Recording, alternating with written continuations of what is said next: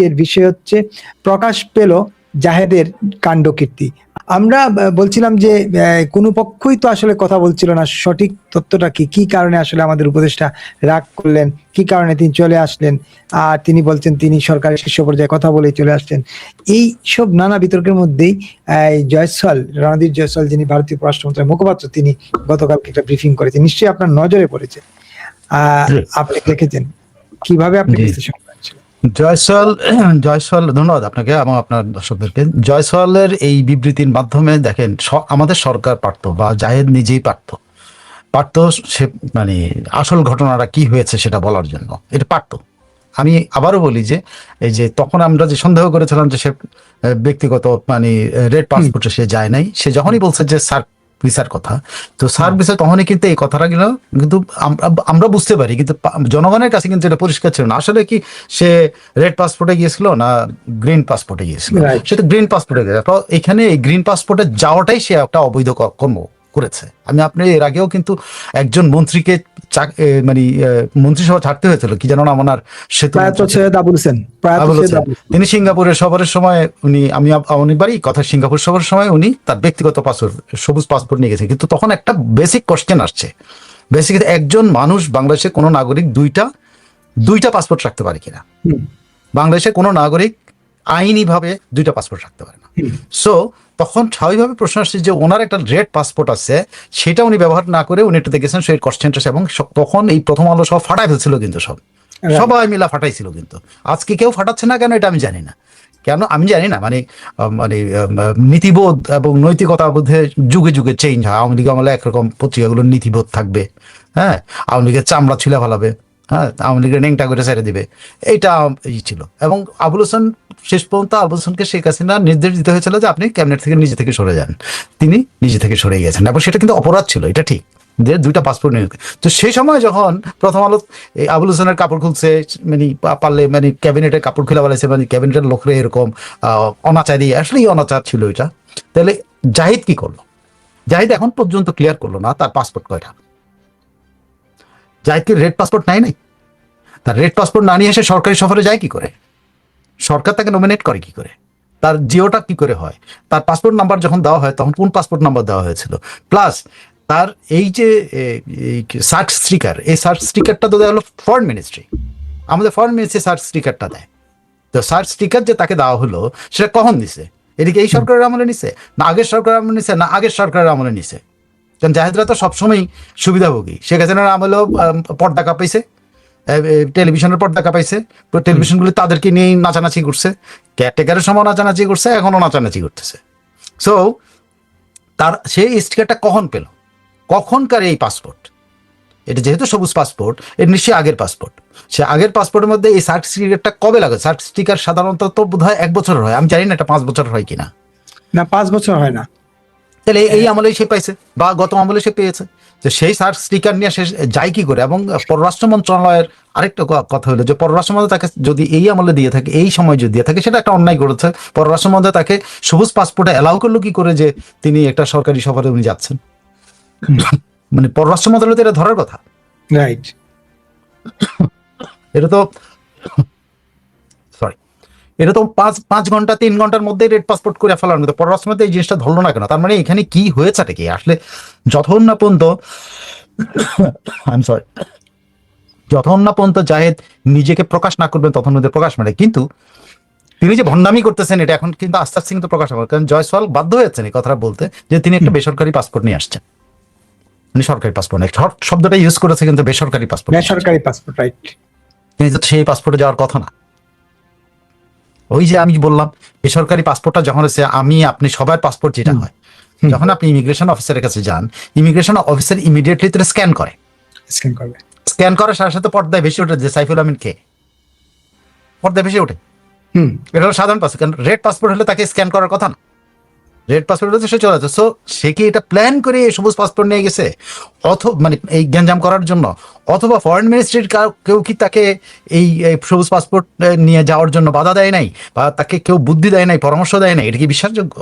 এখানে something wrong, কোনো একটা গিট্টু আছে এই জায়গায়। যে গিট্টুটার কথা জায়েদ কইতেছে না, ফরেন মিনিস্টার, আমাদের ফরেন, চিন্তা করতে পারেন যে আমাদের জায়েদ পরিস্থিতিটা এমন পর্যায়ে নিয়ে গেছে আমাদের দেশ, যে শেষ পর্যন্ত ইন্ডিয়া তা থেকে ক্লিয়ার করতে হয়েছে যে না ভাই, ও সাধারণ পাসপোর্ট নিয়ে আসছিল, এই কারণে স্ক্যানের মধ্যে পাল্লায় পড়ছে। কারণ স্বাভাবিক, যখন স্ক্যানে পারে তখন তো দেখা গেছে জাহিদ হলো ওই দেশের, তার তার চ্যানেল হলো নিষিদ্ধ চ্যানেল, তার ভয়েস না। তো জাহিদ ওই দেশে ঢুকতেছে, ওই দেশে সে ঢুকবে, তো ওই ইমিগ্রেশন অফিসার কি তাকে আটকে? সে তো জানে না এই জাহিদটা কে, তার তো জানার দরকার নাই। সে পাসপোর্টটা স্ক্যান করার সঙ্গে সঙ্গে ধরা পড়ছে যে জাহিদ হলো এরকম টকশোবাজ, আমাদের সাইফুল আহমেদের মতো টকশোবাজ, যে সাইফুল আহমেদরা এই ইন্ডিয়াকে আসতে যাইতে গালাগালি করে। তো এবং সে নরেন্দ্র মোদীকে কষাই বলছে। সো এটা তো ভাইচা উঠছে স্ক্রিনের মধ্যে। তো ওই লোক, ওই সাব ইন্সপেক্টর বা ইন্সপেক্টর লেভেলের ইমিগ্রেশন অফিসারটা কি তাকে ছাড়বে? ছাড়েনি, সে আটকে দিচ্ছে। আটকে দেওয়ার পরে সে কি হয়েছে, স্বাভাবিকভাবে এটা একেবারে এই সাব ইন্সপেক্টর থেকে ইন্সপেক্টরে গেছে, ইন্সপেক্টর থেকে আরো উপরে গেছে, উপরে থেকে উপরে গেছে, উপরে থেকে এর যাইতে যাইতে অনেক সময় লাগছে।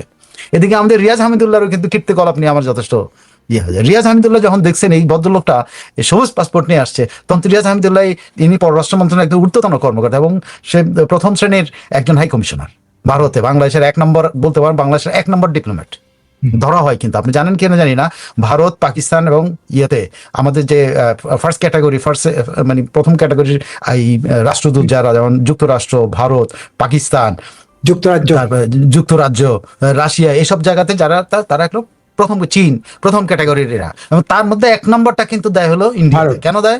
ইন্ডিয়ার সাথে আমাদের সবচেয়ে বেশি লেনদেন।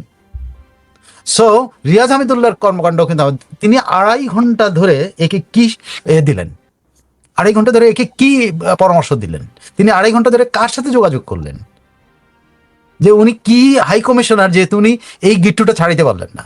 আমার ধারণা রিয়াজ হামিদুল্লাহ গিট্টু ছাড়িতে পারেন, কারণ হলো ওই সবুজ পাসপোর্ট। কারণ ওই সবুজ পাসপোর্টের মধ্যে ধরা পড়ছে এ তো ভারত বিরোধী, এ তো ভারতের কল্লা কাটতে চায়, এ নদীর কষাই বলছে। এইটা তো রিয়াজ হামিদুল্লাহ বুঝতে পারতেছিল না, এটা তো পারতেছে না। ওই যে সাব ইন্সপেক্টর বা যিনি এই তার ইমিগ্রেশন, তার পক্ষ কি সম্ভব এরকম একটা লোকরে ছেড়ে দেওয়া, এরকম একটা লোকের ভিসা দিয়ে দেওয়া? তার ঘাড়ে কি 2টা মাথা আছে? রিয়াজ আহমদুল্লাহ, তার ঘাড়ে কয়টা মাথা আছে? তার ঘাড়ে তো 2টা মাথা নাই। সো রিয়াজ আহমদুল্লাহর কথা এসে বলতে, কিন্তু এখানে টোটালটা একটা জিনিস হলো, আইদার জায়েদ চক্রান্ত করে এখান থেকে গেছে ওখানে গেঞ্জাম করার জন্য, কারণ নাইলে সে সবুজ পাসপোর্টে যেত না, অথবা আমাদের ফরেন মিনিস্ট্রি টোটাল মিস্টেক করেছে যে এইরকম একজনকে তারা সবুজ পাসপোর্টে যেতে দিয়েছে, একটা সার্চ স্টিকারে যেতে দিয়েছে। আরেকটা সবচেয়ে ইয়ে হলো, দেখেন এই জাহিদ এমন কেউ না যে সে সার্চ স্টিকার পেতে পারে। He is nobody. বাংলাদেশে ওই টকশোতে টকাটকি করে, আমাদের মতো টকাটকি করে আমরা কি এখন যাইলে কি আমাদের সার্চ স্টিকার দিবে? আপনারা দিবে? জাহিদ কি করে সার্চ স্টিকার পেলো, যদি আগের সরকারের আমলে পেয়ে থাকে? একজন বলছেন আগের সরকার আমলে পাইছে, তো সে কি করে? আগের সরকারের আমলেও তো সে সরকারের সাথে ঘনিষ্ঠ ছিল, সব ছিল ঠিক আছে, কিন্তু সে কি করে? সার্চ স্টিকার তো এর জন্য না। সার্চ স্টিকার হলো সাংবাদিক, একদম স্ট্রেট ফরওয়ার্ড। সার্চ স্টিকার হলো একজন সাংবাদিকের জন্য, সার্চ স্টিকার হলো ওই যে সরকারি কর্মকর্তাদের জন্য, ইয়েদের জন্য। সরকারি কর্মকর্তা মানে কি তারা, সরি কি বলে, ব্যবসায়ীদের জন্য, সরকারি কর্মকর্তাদের জন্য, ব্যবসায়ীদের জন্য। আর হলো আরো কে কি বলে, আরো কে কয়েকটা ইয়ে আছে শিল্পীদের জন্য, তারা যেন ফ্রি মুভমেন্ট করতে পারে। তো সেখানে তারা ফ্রি মুভমেন্ট করার জন্য এই জাহেদ কে ছিল? তার মানে জাহেদ নিশ্চয়ই সাম্বডি। আমরা যে জাহেদরে, এই টকার জাহেদরে চিনি, এ তো সেই টকার জাহেদ হিসাবে তো সে এই সার্ভিসে পেতে পারে না। তাহলে সে ঘুষ দিয়ে নিছে, অথবা সে অবৈধ কোনো পথে এই সার্চ স্টিকারটা নিছে। অনেকগুলো অপকর্মের মধ্যে আছে, কিন্তু এইটাই জাহেদ আসলে লুকানোর চেষ্টা করতেছে। এই সার্চ স্টিকার নিয়ে সে 2 নাম্বারই করছে, কারণ সে সার্চের ক্যাটাগরি আছে। আপনি ওই যে প্রজ্ঞাপনটা আপনি দেখতে পাবেন, সেখানে কিন্তু জাহেদের ক্যাটাগরিতে সার্চ স্টিকার পাওয়ার কোনো যোগ্যতা নেই তার। দেখেন আপনি। আর সাংবাদিকদের মধ্যেও পায় কারা? সাংবাদিকদের মধ্যেও পায় হলো, বেশিরভাগ হলো আপনি দেখবেন যে যারা ফরেন বিট করে ওরা নিজেরা সার্চ স্টিকার নেয়। আর তারা কি করে? তাদের বসদেরকে, যদি বস হয় অথবা মালিক যদি বস হয়, তার ঘনিষ্ঠ কোনো সাংবাদিক থাকলে, অন্য বিটের ঘনিষ্ঠ, আমি জানি না অন্য বিটের সেটা যায় না, তবে সাধারণত বসদেরকে তোষানোর জন্য আমাদের এই ডিপ্লোম্যাটিক বিটের সাংবাদিকরা বা বসদের সন্তুষ্ট করার জন্য, তোষানোর জন্য হয়, সন্তুষ্ট করার জন্য হয়, আবার বসদের চাপে পড়েও হয়। এগুলা প্রত্যক্ষ করার সুযোগ আমার এক জীবনে হয়েছে। সো এগুলো আমি জানি যে কোথা থেকে কি হয়। সে এটা সুযোগ, এটা এই 2 প্রজাতির সাংবাদিক ছাড়া, মানে একটা মালিক প্রজাতির সাংবাদিক, একটা হলো আসল সাংবাদিক। হ্যাঁ, মানে মালিকরা তো একটা প্রজাতি ধরতে পারেন, ওটা তো সাংবাদিক না, কিন্তু ওরা নিজেদেরকে সাংবাদিক পরিচয় দেয়, অ্যাক্রেডিটেশন কার্ড নেয়, ওরা সাংবাদিক পরিচয় দেয়, সাংবাদিক পরিচয় দেয়, সর্বত্র সকল সুবিধা নেবে তারা, এই আমাদের দেশের মালিকরা। সরি, অনেক মালিক অনেক ভালো মানুষ আছে, অনেক কিছু, কিন্তু এই অপকর্মটা সব মালিকই করে। সব মালিকই করে। এই অপকর্ম সব মালিকের, সব মালিক কিন্তু এক পর্যায়ে এসে নিজের সাংবাদিক পরিচয় দিয়ে ফেলে। সব মালিক আপনি যা দেখবেন যে শেখ হাসিনার প্রায় এই প্রেস কনফারেন্সে দিয়ে বসে থাকতো কেন? এই কারণে। সো এই মালিকদেরকে সন্তুষ্ট করার জন্য স্টিকার হইতে পারে, এইটা হলো সাংবাদিক প্রজাতিতে হইতে পারে, একটা হলো ডিপ্লোম্যাটিক প্রজাতি, আরেকটা হলো বস প্রজাতি, আরেকটা হইলো কি বলে মালিক প্রজাতি। 3টা প্রজাতিতে আপনি ভাগ করলে সাংবাদিকরা এই স্টিকার পেয়ে যায়। তাও কয়টা স্টিকার দেয়? আর বাকি হলো ব্যবসায়ী, মেইনলি ব্যবসায়ী যারা ফ্রিকুয়েন্ট যাওয়া আসা করে, এই ব্যবসায়ীদেরকে এটা দেওয়া হয়। আরো কয়েকটা ক্যাটাগরিতে আছে, জাহেদ এর কোনো ক্যাটাগরিতে পড়ে না, তার মানে ওইটাও সে 2 নম্বরই করে নিছে, খাতিরের মধ্যে নিছে। এগুলো ফাঁস হয়ে যাবে এই ভয়ে কিন্তু সেগুলো বলে না। এখন জাহিদের ব্যাপারটা যদি হয়, এখানে 3টা জায়গায় আপনাকে আমাদের দেশটাকে, আমাদের মানুষদের কাছে আমাদেরকে ক্লিয়ার হওয়ার জন্য আমার মনে হয় আমাদের সরকারের বা আমাদের ফরেন মিনিস্ট্রির একটা স্টেটমেন্ট করা উচিত, আদার দেন খোঁচাখুচি করা। এখন দেখেন খলিলের উষ্মা প্রকাশ কোথায় গেল? একজন জয়সওয়াল কিন্তু খলিলের উত্তর দিয়ে দিল। এখন দেখেন শামা ওবায়দের উষ্মা প্রকাশ কোথায় গেল? একজন জয়সওয়াল কিন্তু উত্তর দিয়ে দিল যে তোমরা আসছো 2 নম্বরই করে, একটা সাধারণ পাসপোর্ট নিয়ে তোমরা আসছিলা। সে কিন্তু আনাই দিল, আর কিছু কয় নাই। কিন্তু যে বাংলাদেশ উষ্মা প্রকাশ করছে, কোনো উত্তর দিছে ভারত? তাদের ডেপুটি হাই কমিশনারকে ডেকে নিয়েছে ভারত, থোড়াই দেখাইছে। তার লাভ হইলো কি আপনার? আপনি যে সিগনেচার করতে গেলেন, সিগনেচার করে কি করে আসলেন? নিজের দেশটাকে ডুবাই দিয়ে আসলেন, দেশের ভাবমূর্তি নিয়ে শেষ করলেন। আজকে জয়সওয়ালের বক্তব্যের মধ্যে দিয়ে আমরা বাংলাদেশটাকে আমরা চিত্রিত করলাম যে আমরা 2 নাম্বার, আমাদের একজন উপদেষ্টা 2 নাম্বার। জয়সওয়াল তো এটাই বলে দিল, তিনি একটি সাধারণ পাসপোর্ট নিয়ে আসিয়াছেন, তা আমরাই 2 নাম্বার। তো কি লাভ হলো খলিল সাহেব? কি লাভ হলো শামা সাহেব, শামা ওবায়দ আপা? কি লাভ হলো? এই এই এই এই এই এই বাটপাটার পক্ষ নিয়ে ভারতের সাথে খোঁচাখুচি করলেন। ভারত তো চাইলেন, আপনার দাম দিল না। তাদের ডেপুটি হাই কমিশনার ডাইকে আপনার উষ্মা প্রকাশ করলেন, কুষ্মার উত্তর কি? উত্তরটা তো জানালেন না। উত্তর কিন্তু জয়সওয়াল দিল এতদিন পরে। সো আসলেই আমরা যে টোটাল একটা জাতি হিসাবে আমরা যে ক্লামজি এবং জটিল, এবং মানে আমরা যে কোনো জিনিসকে জটিল করতে খুব পছন্দ করি, সেটাও কিন্তু এখানে অনেকগুলো দিক কিন্তু আমাদের চরিত্রের দিক ফুটে উঠলো।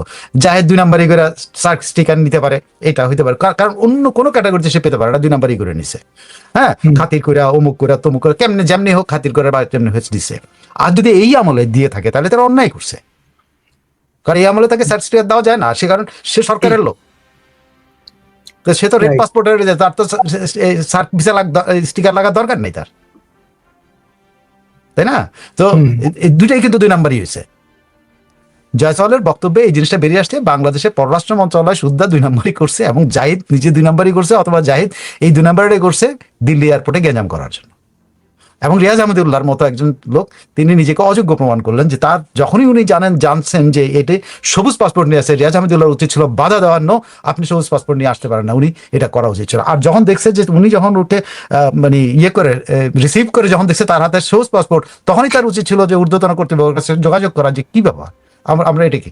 সো আসলে একটা 2 নম্বর জাতি নিজেদেরকে আমরা প্রুভ করলাম, যে কারণে আমাদেরকে কেউ কোনো এয়ারপোর্টে আমাদেরকে পাত্তা দেয় না। অসভ্য জাতি যা করে আমরা তাই করি। এখানে জাহিদের সাথে আমার যে অশিক্ষিত যে ভাইটা সৌদি আরব যা রেমিটেন্স পাঠাচ্ছে, সেই ভাইটা বরং অনেক বড় মানুষ, কারণ সে জানে না, সে লেখাপড়া জানে না, সে হেল্প চায়, তাকে হেল্প করতে হয়। আর জাহিদা জেনে শুনে 2 নাম্বারই করে। আমার ওই ভাইটা, যে ভাইটা এই বিভিন্ন এয়ারপোর্টে আমরা অনেক ভাইদের কিছু আমাদের মধ্যপ্রাচ্যে যায়, যেসব ভাইরা বেকায়দায় পড়ে, ইমিগ্রেশন ফর্ম পূরণ করতে কিংবা ইমিগ্রেশন ফর্ম পূরণ করতে পারে না, ইমিগ্রেশন ফর্ম কিছু করতে পারে না, এই যে কাজগুলি করতে পারে না, আমরা অনেক টিটকারি করে। তো জাহিদ এবং তার মধ্যে পার্থক্যটা কি জানেন? সে হলো একজন অজানা মানুষ, সে একজন জানে না বলে সে ভুল করতেছে, আর জাহিদরা ইচ্ছা করে ভুল করে, অথবা 2 নাম্বার। Thank you. কিন্তু এই যে আপনি যে বলে ফেলছেন, এই যে মনে করেন আমরা জয়সওয়ালের কাছে শুনলাম, আপনি বলে ফেলছেন, তারপর আমি রিপিট করতেছি এই কারণেই যে এটা তো উচিত ছিল বাংলাদেশ, জাহেদ সাহেব যদি নাও প্রকাশ করেন, জাহেদ সাহেব সংবাদ সম্মেলন করলেন, প্রকাশ করলেন না, বললেন পরে জানানো হবে।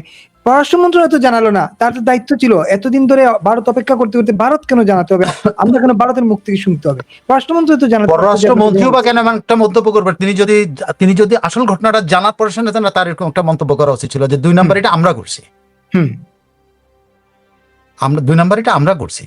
তিনি যদি আটকে থাকে, তার দোষে আটকেছে, রাইট। এইটা তো পররাষ্ট্রমন্ত্রী জানা উচিত ছিল না। যখন জাহিদের পক্ষে স্টেটমেন্ট করে, তখন পররাষ্ট্রমন্ত্রী জানা উচিত ছিল না, বা পররাষ্ট্র সচিবের জানা উচিত ছিল না জাহিদের পক্ষে যখন ডেপুটি হাই কমিশনারকে ডেকে নিয়ে আসে? সামাবাদে জানা উচিত ছিল যে জাহিদ ভুল করছে না, আবার ভারতের ইমিগ্রেশন ভুল করছে? কোনটা? এটা জানা উচিত ছিল না? জেনে শুনে সেনা কমেন্টটা করা ছিল। ওই যে আমরা বললাম না, চিলে কান লয়ে গেছে, শোনার পরে চিলের পিছনে দৌড়াইতে থাকি আমরা। জাহেদ চিল্লাইছে বা জাহেদ কষ্ট করে আসছে, আমাদের পত্রিকাগুলোকে মায়া কান্না লাগাই দিল, জাহেদকে রাগ করে জাহেদ সাহেব চলে আসছে, উনি ভারতে না ঢুকে রাগের মতো রাগ করে উনি কলম্বো হয়ে উনি চলে আসছেন। এইটা প্রচার করতে আমরা যতটা ব্যস্ত ছিলাম, কিন্তু আমরা কিন্তু এর ভেতরের অন্তর্নিহিত সত্যটা বের করতে আমরা ব্যস্ত ছিলাম না। কোনো পত্রিকা এই সত্যটা বের করে না। আমি অনেক দিন হয়ে গেছি, কিন্তু কেউ কেউ করে নাই। কেউ এখন তো একটা রিপোর্ট করতেছে, একটা পত্রিকা রিপোর্ট করতেছে জাহেদ যেটা করেছে এটা টোটালি ডিপ্লোম্যাটিক নর্মস ভেঙে দিছে। জাহেদ তো সাধারণ ব্যক্তি না, আমি না, সাইফুল আমিন না তো। জাহেদ তো তারেক রহমানের কল্যাণে এখন তারেক রহমানের ঘাড়ের মধ্যে বৈশা সে একজন উপদেষ্টা। তারেক রহমানের ঘাড়ের মধ্যে বৈশা বৈশা মনকিন নকিরের মতো সে উপদেশ দেয়। তো এখন উপদেশ দিচ্ছে সে। উপদেশটা লোকটা যে নিজে উপদেশ দেয় সে নিজে 2 নম্বরই করে। অনেকে কমেন্ট করছেন এখানে, খালেদা জিয়া মৃত্যুর রহস্য এ কষা জাহেদ জানে বলে তাকে এই পদে রাখা। ও আচ্ছা, মৃত্যুর রহস্য জানেন বলে তাকে এই পদে রাখা, যদি ফাঁস করে দেন। একজন লিখছে নাকি, আব্দুর রাজ্জাক, জানি না আমি ঘটনা সত্য কিনা।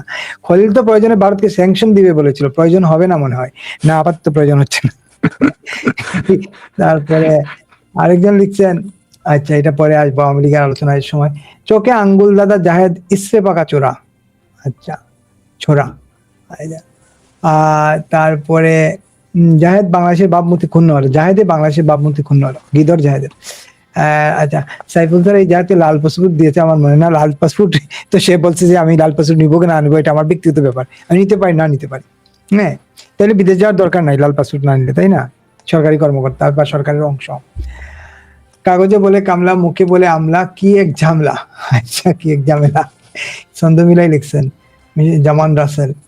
আচ্ছা, এই মোটামুটি সবাই শুনলেন। আমরা আসলে কবি আমাদেরকে শুনতে হলো ভারতের কাছ থেকে যে তিনি বেসরকারি পাসপোর্টে গেছেন, অথচ এটা তিনি প্রকাশ করলে এই তো যে আমি আসলে একটা সাধারণ পাসপোর্টে আসছিলাম, আমারই রং হয়েছিল। আর সার্ক ভিসায় যাবেন কেন উনি? ওই যে ইনভাইটেশন, রিম সম্মেলনের ইনভাইটেশন থাকবে ওনার কাছে, ওইটাই তো রিকমেন্ড থাকবে। উনি যাবেন লাল পাসপোর্টে, ভিসা লাগবে না, উনি যাবেন পোর্ট ভিসা। না, ভিসা তো লাগে, লাল পাসপোর্টটা দিয়ে ভিসা নিতে হয়। পোর্ট এন্ট্রি ভিসা ভারতের সঙ্গে তো বাংলাদেশ, ভারতের সাথে পোর্ট এন্ট্রি হইতে পারে, রাইট? পোর্ট এন্ট্রি ভিসা সরকারি কর্মকর্তাদের পোর্ট এন্ট্রি ভিসা, এইটা করতে পারতেন। এই আমরা একটু আগাই সামনের দিকে। আচ্ছা, আমরা একটু সামনের দিকে আগাই যে গতকালকে আওয়ামী লীগের প্রতিষ্ঠা বার্ষিকী ছিল এবং দেশ জুড়েই আওয়ামী লীগ সারা ফেলে দিচ্ছে। সরকারি আওয়ামী লীগকে একদম মোটামুটি সরকারের উপরে রেখে দিচ্ছে আর কি, সরকারের চাইতে উপরে রাখছে আওয়ামী লীগ রীতিমতো ইয়ে নিয়ে কি বলে সাজ সরঞ্জাম দিয়া। এবং আওয়ামী লীগ সফল, সবাই বলছেন আওয়ামী লীগ শতভাগ সফল। সাইফুল ভাইয়ের বিশ্লেষণ কি? আমি শতভাগ বা 90% আমার বলার দরকার নেই। আওয়ামী লীগের যেটা করার দরকার ছিল আমি সেটা করেছে। আপনি যদি দেখেন যে সংসদ ভবনের পূর্ব পাশের রাস্তা দিয়েও কিন্তু মিছিল করেছে। হ্যাঁ, করছে না? করেছে। তেজগাঁয়ের মতো জায়গাতে তারা মিছিল করেছে, তারা শান্তিনগরের মতো জায়গাতে মিছিল করেছে। ঠিক আছে, কোন জায়গায় তারা মিছিল করে? অলমোস্ট সব জায়গায় তারা মিছিল করেছে। সবচেয়ে বেরোতে কাফরুলে মিছিল করেছে, মিরপুরে করেছে, কোথায় করে নাই? ধানমন্ডিতে করেছে। হ্যাঁ, তাই না? তো তারা তো তাদের মিছিল তারা করছে। এখন 32 নম্বরে যায়, যদি এখন 32 নম্বর তো 32 নম্বর যে প্রতীক, বাংলাদেশের প্রতীক, এটা তো আবারও প্রুফ হইল। প্রুফ হয় নাই? প্রুফ হয়েছে তো এটা আবারও, যে 32 নম্বরের সামনে যায় লাভাইতে হয় কেন? এই ভাঙা বাড়িটা যেটার আর কিচ্ছু নাই, আর বাকি কয়টা ইট আছে বোধ হয়, ইটগুলো খুলে নিয়ে যেতে পারলে, বা এখন যদি পাহারা না দেয় তাহলে এই কিনা বলে ইটগুলো খুলে নিয়ে যেত। সেইখানে যায় কেন লম্পজম্প করতে হচ্ছে জামাতকে? কারণ কি জানেন? কারণ বাংলাদেশটা আসলেই জামাতিদের দখলে গেছে, বা তারা দখলে নেয়ার জন্য প্রাণপণ এখন চেষ্টা চালাচ্ছে। তারেক রহমানের এগুলো দেখা উচিত। বিএনপি রাজনৈতিক দল হিসেবে আওয়ামী লীগ ঠেকানো, কিন্তু বিএনপির রাজনৈতিক দল হিসেবে হ্যাঁ, তার তো সে রাজনীতির একটা অংশ হইতেই পারে তার, যে সে আওয়ামী লীগ ঠেকাবে, পলিটিক্যালি ঠেকাবে সে। কিন্তু এই যে ধরেন 32 নম্বরের সামনে যায়, অন্য কেউ যেতে পারে না, জামাত কেমনি গেল? অন্য কেউ যায়, সাধারণ একজন নাগরিক। আমি দেখলাম একটা ভিডিওতে, একজন সাধারণ নাগরিক, তাকে কয়জন কথিত সাংবাদিক বা কথিত কি বলে ইউটিউবার তাকে ধরছে, ধরে তারা জিজ্ঞেস করতেছে আপনি কে? আমি কে? আমি এখানে আসছি, আমি এখানে দেখতে আসছি, আপনি যেমন আসছেন আমি আসছি। কি সের কি? ওই ইউটিউবার এবং কয়েকজন মিলে তারা কি করলো, তাকে বললো যে আপনার মোবাইল দেন, দেখেন মোবাইল চর্চা, আবার স্যার মোবাইল দেখবে, আমি কেন মোবাইল দেবো এই নিয়ে। তখন সে খেপে গিয়ে বলছে পারলে মারেন, আপনার মারতে চান তো মারেন আমাকে, না মারবো না, এই করবো সেগুলো না, পুলিশে দেবো। তো পুলিশে ডাকছে, তো পুলিশ অনেক ডাকাডাকি করে পুলিশ আসছে, পুলিশ এসে এইদিকে দেখে না দেখার ভান করতেছে। পুলিশ এই লোকটারা ইচ্ছা করলে ছাড়াই দিতে পারতো, কিন্তু পুলিশ দেখছে এরা ছাড়াইতে গেলে বলবো যে এরে ইয়েতে উঠাও, জিবি গাড়িতে উঠাইতে হবে, তাহলে গাড়িতে উঠানোর মানে তো একটা বার্ডেন তাদের কাছে, বার্ডেন না তাদের, থানায় নিয়ে যাও। কি কারণে এই লোকটা না মিছিল করছেন না কিছু করছে, কয়টা লোক তারে ধরছে এবং তারে স্বৈরাচারের দোষর বলে তারে এই পুলিশে দেন। পুলিশ কি করবে রে ভাই, কি করবে? এই যদি মানসিকতা হয়, মানে জামাত পুরো ইউটিউবার বাহিনীর মধ্যে তাদের বাহিনী ঢুকাইছে। আজকে দুর্ভাগ্যক্রমে তারা মানে সাংবাদিকরা মার খেয়েছে, কিন্তু আপনি দেখেন তো ওই সাংবাদিকদের মধ্যে যে তারা মার খেয়েছে তাদের কথা আমি বলতে পারবো না, কিন্তু ওই জটলার মধ্যে কারা ছিল? সব জামাতি সাংবাদিক না, যিনি মার খেয়েছেন উনিও লাল বদর। ইউটিউবারদের বেশিরভাগই 95% হলো জামাত। না আমি ইউটিউবারদের বিরুদ্ধে আমার কোনো অবস্থান নাই, তারা এটা প্রফেশন তাদের। কিন্তু কথা হচ্ছে যে ইউটিউবাররা এই কাজটা করেছে প্রফেশন হিসেবে, আমি জানি 95% এবং বহু সাংবাদিক, প্রেস ক্লাব তো পুরোটাই লাল বদর হয়েছিল, হয় নাই? প্রায় তো লাল বদর। আপনি এখন সেনা আপনি কিছু কথা কইতে পারেন, কারণ আপনি 2 বছর আগে আপনার কোনো আওয়াজ দিতে পারেন, আপনি যেভাবে মারপিট গায়ে হাত তোলা হয়েছে, তাই না? তো যখন আপনি জাস্ট পুলিশের অবস্থাটা দেখেন, সেখানে জামাত যখন এরকম জামাত সাংবাদিকদের ভিতরে জামাত, ইউটিউবারদের ভিতরে জামাত সর্বত্র কিন্তু এখন গিজ করতেছে। আপনি একটা সাধারণ মানুষ, কিন্তু এই লোকটা শেষ পর্যন্ত প্রমাণ হয়নি যে ছাত্রলীগ না যুবলীগ না কিছু না, কিন্তু লোকটাকে কিন্তু সে এক পর্যায়ে বলছে আপনারা মারবেন তো মারেন, যদি আপনাদের খালি মারার জন্য আগ্রহ তো মারেন। এগুলো আমাদের জামাতিকরণের অবস্থা। জামাতের কিন্তু জামাত 32 নম্বরের সামনে যেতে পারবে, অন্য কেউ যেতে পারবে না। 32 নম্বর কি জামাতের বাপের জায়গা? একদম 32 নম্বর জামাতের বাপের জায়গা, 32 নম্বর বাংলাদেশের বাপের জায়গা, জামাতের বাপের জায়গা না। এরা বাংলাদেশ মানে না, অথচ তারা 32 নম্বরের সামনে যেতে পারে। আর আমাদের আইন শৃঙ্খলা বাহিনী যারা 32 নম্বরে যাওয়ার কথা, বাংলাদেশের নাগরিক যারা এই জায়গাটাকে একটা প্রতীক মনে করে, তারা যেতে পারে না। তো আপনি দেখেন মানে টোটাল কর্মকাণ্ডটার মধ্যে আওয়ামী লীগ কতটা সফল হয়েছে, এইটা মানসিকভাবে। একজন সাধারণ নাগরিক গিয়ে কিন্তু সেখানে যে এটা সারা বাংলাদেশে প্রচারিত হয়েছে যে একজন সাধারণ নাগরিকও 32 নম্বরের সামনে যেতে পারতেছে না।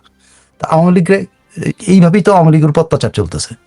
এইটা আওয়ামী লীগ তো এই জিনিসগুলোই তার সামনে নিয়ে আসা, জনগণের সামনে। এখন দেখেন একটা সো কল্ড বিপ্লব বলেন, এই বলেন, মানুষের মনের মধ্যে কেউ ভুল করে গেছে, কেউ মোটিভেটেড হয়ে গেছে, কেউ এখন চেঞ্জ হচ্ছে, সবকিছু ঠিক আছে, কিন্তু একটা জাতি তো ওই ঘটনার সাথে একটা জাতির মানসিক বিক্রিয়া হয়েছে, এটাকে বলে রাসায়নিক বিক্রিয়া হয়েছে, এবং কোনো না কোনোভাবে এদিক ওদিক সেদিক করে তার একটা মানে যোগাযোগ আছে ওই 5ই আগস্টের সো কল্ড জঙ্গি অভ্যুত্থানের সাথে। সো এই মানুষগুলো তো আস্তে আস্তে চেঞ্জ হতে হবে। সেই চেঞ্জের যে সেটা আওয়ামী লীগ মারামারি করে না, এই সাধারণ মিছিল করে প্রমাণ করেছে যে এনাফ, আমরা আছি, যে এটা জনগণ দেখলো। এবং আপনি তো ঢাকা শহরের কথা আমি বললাম, আপনি ডেমরায় বিশাল মিছিল হচ্ছে, ডেমরায় বড় মিছিল হয়েছে, ডেমরায় বিশাল, গাজীপুরে বিশাল মিছিল হচ্ছে, নারায়ণগঞ্জে, মানে যেসব জায়গায় আপনার আর্মি নামায় দিচ্ছে সেসব জায়গায় তো সবচেয়ে বেশি মিছিল হচ্ছে। গোপালগঞ্জে হয়েছে, আমি যেসব জায়গায় আর্মি ছিল, কালকে রাতে শেষ মুহূর্তের যে সংযত করা হয়েছে, আপনি জানেন সংযত করা হয়েছে, সো দ্যাট প্রত্যেকটা আইন শৃঙ্খলা রক্ষা সবার কাছে যে ওই যে মেসেজি পাওয়ার দিয়ে আর্মি নামা হয়েছে, তার মানে একটা ধারণা আর্মি গুলি টুলি করতে পারে, এরকম করে, এটা না শেষে এসে তারা বুঝতে পারছে যে এটা কি ঘটনা। তারেক রহমান চীন সফরে আছে, এই সময় যদি বাংলাদেশে একটা গুলি খায়, আমি কালকে যেটা আপনি বলছিলাম, সেখানে কালকের রাতে কিন্তু তারা সর্বত্র মেসেজ পাঠিয়েছে যেন কোনো না হয়, জামাত বাড়াবাড়ি করতেছে করুক, সেটাও তো দেখেন কত নেগেটিভ হয়েছে। তো যদি আর্মি আজকে বাড়াবাড়ি করতো, পুলিশ যদি বাড়াবাড়ি করতো, তাহলে কি হতো? এটা কিন্তু যে গতকাল রাতে যে খামোশ হয়েছে আমাদের স্বরাষ্ট্রমন্ত্রী গতকাল রাতে যে বুঝতে পারছেন যে ঘটনাটাতে এইভাবে করলে তো বেকায়দা অবস্থা হবে, সে কারণে ওনারা পুরো পরিবেশটাকে খামোশ করছেন। সেটা ভালো, আমাদের জন্য ভালো, বা সাধারণ নাগরিকদের জন্য ভালো যে আমাদের দেশের মানুষের উপর কেউ গুলি চালাইলো না, আমাদের দেশের মানুষের উপর কেউ অত্যাচার করলো না। অ্যাটলিস্ট আওয়ামী লীগের নেতা কর্মীরা তো 2-4 খান যারা অ্যারেস্ট হয়েছে এগুলো আবার বেরিয়ে যাবে, কিন্তু অ্যাজ এ হোল কিন্তু যেই ভাবনা নিয়ে যে হুঙ্কার দিয়ে আর্মি নামাইছিল, যে হুঙ্কার দিয়ে পুলিশ বাহিনী 18,000 পুলিশ নামায় দিয়েছিল ঢাকা শহরে, সেই হিসাবে কি পুলিশ কিছু করে নাই? এটা গতকাল রাতে, মানে আগের দিন রাতের এটা হয়েছে যে বোধোদয় হয়েছে যে আরে ঘটনাটা তো এটা খারাপ হবে। সো আওয়ামী লীগের প্রতিষ্ঠাবার্ষিকীর কর্মসূচি যেভাবে হওয়ার কথা ছিল সেভাবেই হয়েছে, সর্বত্র হয়েছে। কিন্তু এটা আপনার মিডিয়াতে আসতেছে না, কিন্তু ইউটিউব গুলোতে দেখেন সব জায়গায় কিন্তু আপনি চলে আসছেন। হ্যাঁ, এই কেমিস্ট্রি কে আপনার কথা লিখছেন, এই আপনি বললেন না, উনি এখনই লিখলেন গত রাতে সমঝোতার মাধ্যমে সবকিছু করতে বাধ্য হয়েছে। আমরা গতকালকে আপনি বললেন না, যা একটা ঘটনা ঘটলো, একটা গুলি যদি হয়ে যায় কোনোভাবে, মিসফায়ার হোক, সেটা যদি হয়ে যায়, তাইলে তো তারেক রহমানের দাবুস সম্মেলন মোটামুটি ইয়ে হয়ে যাবে। ঠিক আছে, তাই এই নিয়ে এরপরে দাবস সম্মেলন ইয়ার কাছে বোস প্রফেসরের কাছে চলে যেতে পারে, মানে আমাদের বোস চেয়ার আছে তো একটা, বুঝছেন, ঢাকা ইউনিভার্সিটিতে বোস চেয়ারের কাছে চলে যেতে পারে। আচ্ছা, এরপরে আপনি দেখেন, এ তো গেল আপনার, মনে করেন জামাত কয়েক জায়গায় ডিস্টার্ব করছে, এনসিপি ডিস্টার্ব করছে, এনসিপি আর জামাত মিলে যেসব জায়গায় তারা দাঁড়াইতে পারবে, আর 32 তো পুরোটাই এনসিপি কোথায় দেখেন, এনসিপি তো সারা বাংলাদেশে বিক্ষোভ কর্মসূচি ছিল, কোথায় আমি বলছিলাম সারা দেশে নাই, শুধু এই যে বললাম জামাতের সাথে। হ্যাঁ, জামাতের সাথে ডাকাতে পল্টনে, আর এখানে 32-এ পুলিশ পেরিয়ার ছিল, ওই জায়গায় গিয়ে তারা দাবাদাবি করছে, জামাতের সাথে দাবাদাবি, ওই দুই জায়গায় তো, আর কোথাও বাইরেছেন যে আমি আপনার বলছিলাম যে আগেই ওরা নির্দেশ দিয়েছে তাদের কোন নেতাকে বাইরে না দিতে। আপনি কারোর ছবি আপনি দেখেন ইউটিউব বলেন কোথাও দেখেন কোন এনসিপি নেতাকে দেখা যায় না, কোন নেতাকে দেখা যায় না, সেই কোন নেতা নাই। প্রয়োজনে আমরা অস্ত্র তুলে নেব, যুদ্ধ করব, সেই নেতাকেও তো দেখা যায় নাই, সব কেউ নাই, মার খেতে তো, কারণ ওরা মাঠে থাকলে মারামারি হতো, একদম এটাই তো। আবার আপনি দেখেন, এ তো গেল একটা ব্যাপার, দেশ জুড়ে আওয়ামী লীগ সরব, মানে আওয়ামী লীগের সারা দেশ আওয়ামী লীগময়। এটার একটা কারণ আছে, সেটা হলো গণমাধ্যম গুলায় কেউ আওয়ামী লীগকে কিভাবে সামনে আসা যায় পরামর্শ দিচ্ছে, কিভাবে নেতৃত্ব ইয়ে করা যায় পরামর্শ দিচ্ছে। আর কোন পত্রিকা আবার আওয়ামী লীগের কেন্দ্রীয় কার্যালয়, 3 নম্বর প্রধানমন্ত্রীর সাবেক আওয়ামী লীগ মন্ত্রী কার্যালয়, তারপরে সুধাসদনের বর্ণনা দিচ্ছে, সুধাসদন এখন রিফিউজিদের আড্ডাখানা, ভবগুরুদের আড্ডাখানা, এইসব। আর আওয়ামী লীগের অফিসে এরকম গাজাকুরদের আড্ডাখানা, আর আওয়ামী লীগের অফিসের সামনে ওই যে হকার বসায়া ইয়ে করছে না, এটা হকারদের টেবিল এগুলো আছে আর কি, চৌকিগুলা। তো সব মিলে এইটাও দেখলাম আমরা, পত্রিকাময় আওয়ামী লীগ।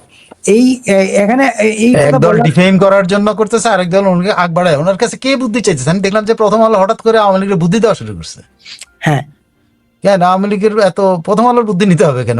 এত আওয়ামী লীগ কি জানে না প্রথম আলোর সব বুদ্ধি হইলো সব শয়তানি বুদ্ধি? একদল আওয়ামী লীগের ডিফেম করতেছে পত্রিকার মধ্যে, আরেক দল আওয়ামী লীগের পরামর্শ দিচ্ছে আওয়ামী লীগের এই করা উচিত, আওয়ামী লীগের ওই করা উচিত। মনে হয় যেন আওয়ামী লীগ তাদের কথা অনুযায়ী চলবে এবং তাদের কথা অনুযায়ী আওয়ামী লীগ আবার ক্ষমতায় চলে আসবে। কোথায় এইসব এই নাপিত সাংবাদিক গুলাকে, সরি না, নাপিত শব্দটা আমি বলাটা ঠিক না, নাপিত একটা প্রফেশন। তো এইসব এই যে এদেরকে, হ্যাঁ, এদের প্রফেশন সাংবাদিকতা থেকে নাপিতে রূপান্তরিত করা উচিত। ক্ষৌর কর্মকার, হ্যাঁ, ওনারা এখন ক্ষৌরকর্ম শিখতেছেন, সাংবাদিকতার ক্ষৌরকর্ম করে আওয়ামী লীগের ইয়ে দিচ্ছেন। ওনারা প্রশিক্ষণ শিবির চালু করতে পারেন, যে আওয়ামী প্রশিক্ষণ শিবির চালু করতে। প্রথম আলোতে তো একটা ওদের অনেক জায়গা জমি আছে, ডেলি স্টারে অনেক জায়গা চলে আছে, বুঝছেন, ওখানে একটা রুম বানাইতে পারে আওয়ামী লীগ প্রশিক্ষণ। হ্যাঁ, তো এদের এইসব ক্ষৌরকর্মে নামানো উচিত, সাংবাদিকতা বাদ দিয়ে। একেবারেই। আমরা এইটা একটা ব্যাখ্যা একজন চাইছেন, হাসিনা ওয়ার্দা, ওনাকে একটা ব্যাখ্যা দিতে। উনি বলছেন যে, বিপুল ভাই, আওয়ামী লীগ, ওনার প্রথম ইয়েটা দেই, আমি বিভিন্ন জেলা শহরে আমার পরিচিত জনদের কাছে খবর নিয়েছি, অধিকাংশ জায়গাতে আওয়ামী লীগ নামতে পারেনি। আমি আপনাদের অনুষ্ঠানে, এই অনুষ্ঠানকে সাইফুল স্যারকে অনেক বিশ্বাস করি, আপনার ওই টাইটেল এর ব্যাখ্যা দিবেন। আর এর আগে তিনি আরেকটা লিখছেন, ওইটা পড়ি, তারপরে আমি ব্যাখ্যাটা দিই, তাহলে সুবিধা হবে আমার জন্য। বিপুল ভাই, আপনার একটা লাইভের ক্যাপশন দেখলাম, আওয়ামী লীগময় সারা দেশ। আপনাদের লাইভ যখন দেখি তখন খুব আশা জাগে। আমি একটা বিভাগীয় শহরের থেকে বলছি, আজ কিন্তু এখানে আওয়ামী লীগ মাঠে নামতে পারেনি, বিষয়টা বলবেন কি? দেখেন, প্রতীকী অর্থে আমরা বলছি সারা দেশ আওয়ামী লীগময়। কেন? কারণ সরকার সারা দেশকে আওয়ামী লীগময় করে দিয়েছে।